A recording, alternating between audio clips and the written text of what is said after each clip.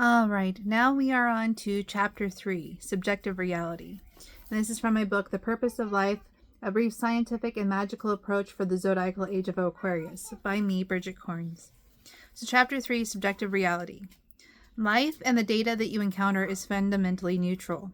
When I discovered that each person has their own subjective reality, any desire to try and convince anyone on my point of view completely faded. There was no reason to attack another person's perception of reality, and no reason to validate my own. Yes, there is one physical planet called Earth, but there are currently over 7 billion people experiencing unique versions of that Earth based on their perceptions, personal history, and expectations. In essence, 8 billion Earths exist simultaneously within the minds of its inhabitants. The idea of subjective reality has brought me a great deal of peace, and that is why I am sharing it with you. I apologize for my daughter in the background. She's playing. The definition of subjective reality is that your mind is unique. Your conscious awareness and perception of stimulus, something that incites a reaction, is based on unique past experiences and current expectations. The fantastic thing is that current expectations can be worked with consciously and changed. Sometimes those expectations change because we watch a really great movie, book, or even song.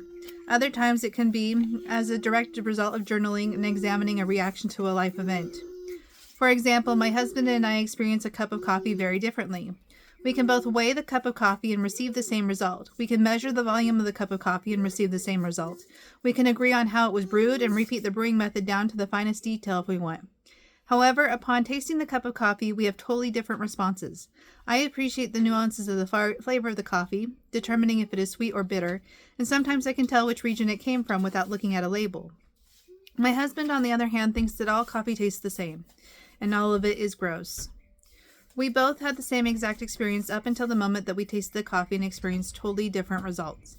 Psychology says that behavior is not predictable. In fact, there is no way to categorize behavior. We attempt to categorize behavior out of the need to create order, but people don't fall within neatly outlined parameters when it comes to their personality, how they perceive reality, or how they respond to reality. Nevertheless, we do try to categorize people with personality tests like the Myers-Briggs Type Indicator. Personality tests and different labels, however, don't predict behavior but are better used for self-analysis. Personality test popularity shows just how little people do know about themselves and how easily they can be led to believe others' perceptions are superior to their own interior observations. Each person's interpretation of reality is different based on the combination of variables so vast they cannot be counted, but here are a few examples. Environment, education, culture, job experience, age, religion, childhood traumas, childhood joys, music, sports, and physical injuries. There's a vast amount of experiences that affect how we interpret and interact with the world.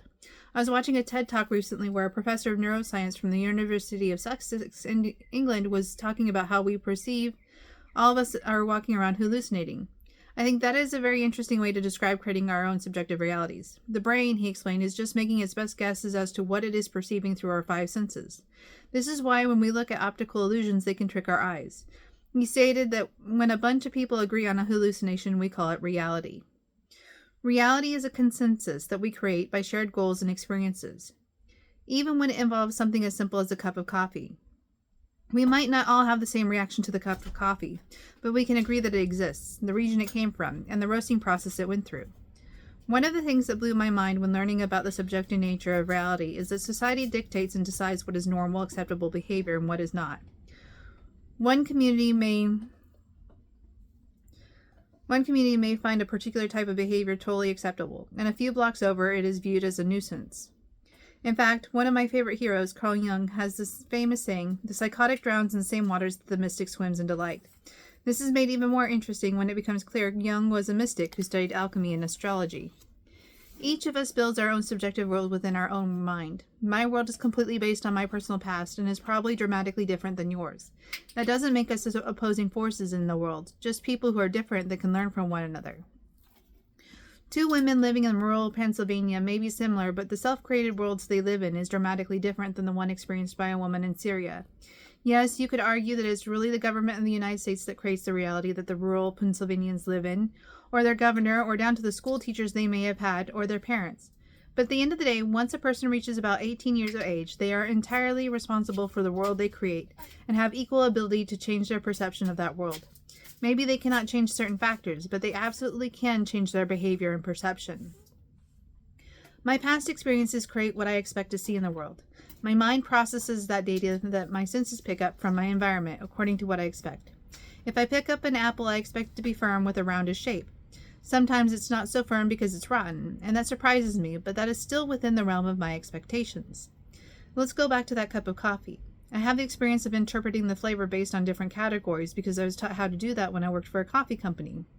We were required to try all the different types of coffee so we could describe them to customers, whether we liked it or not. My husband doesn't have that experience, so he doesn't have those memories to draw upon. For someone who hates coffee, that experience may even be traumatic. Neither response is right or wrong because it's a completely subjective experience based upon our unique histories. A person who hates coffee can work for a company that sells coffee, but they probably won't be as convincing when selling it as someone who loves coffee. If every human being had the same favorite food or even the same favorite song, the world would be a very boring place. The variety of desires, interests, and the creativity that unique perspectives of the world provide is what makes it so fun. When you encounter someone who is passionate about what they do for a living, that excitement is downright infectious and can make a huge difference in your personal experience.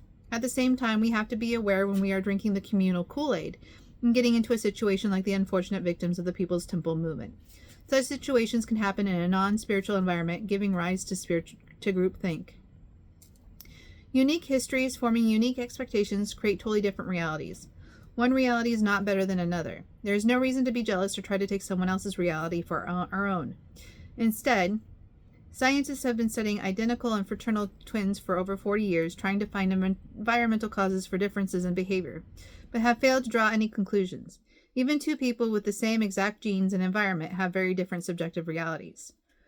Expecting another human being to have the same exact prescribed reaction to anything is impossible. To expect a large amount of the population to think the same way or to behave the same way just isn't realistic.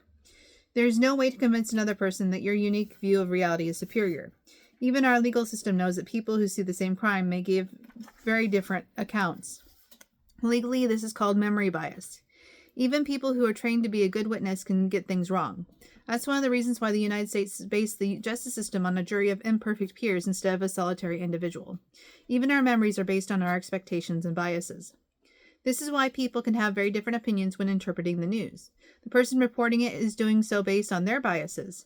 Based on what groups they identify with, they are going to have very different expectations. Also, different groups will tune in based on whether or not they hold similar points of views. Like, as they say, attracts like. We naturally seek the information that conforms to our own expectations and biases, just like the self-fulfilling prophecy. Our mind wants to interpret all the information that it receives and put it into a nice little neat box so that it feels safe and everything is easily explained. Unfortunately, this can create an echo chamber, which can create a blind spot in our perception, leading to events that catch us by surprise. And the best tool against this narrowing of perception is learning to listen to other people who have very different perspectives.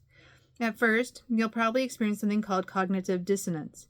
You may not be capable of perceiving someone else's reality. The more you practice listening to different points of view and seek out those unique voices, the more flexible your mind will become. You will be able to perceive reality from multiple perspectives instead of just one. You'll become aware of how fluid reality is and how much of what you thought was solid and real is an imaginary construct.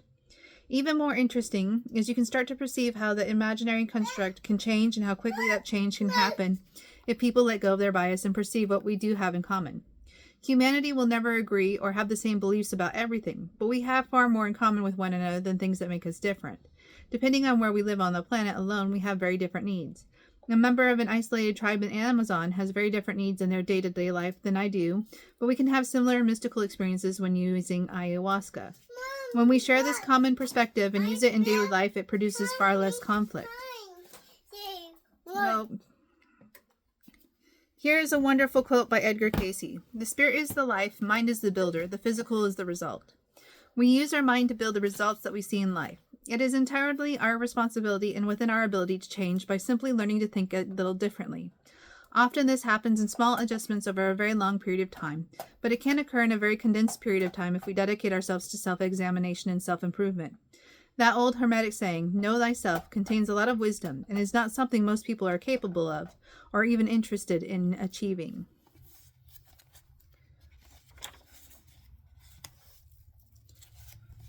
All right, so that was that chapter. I hope you enjoyed, and on to the next one in the next video.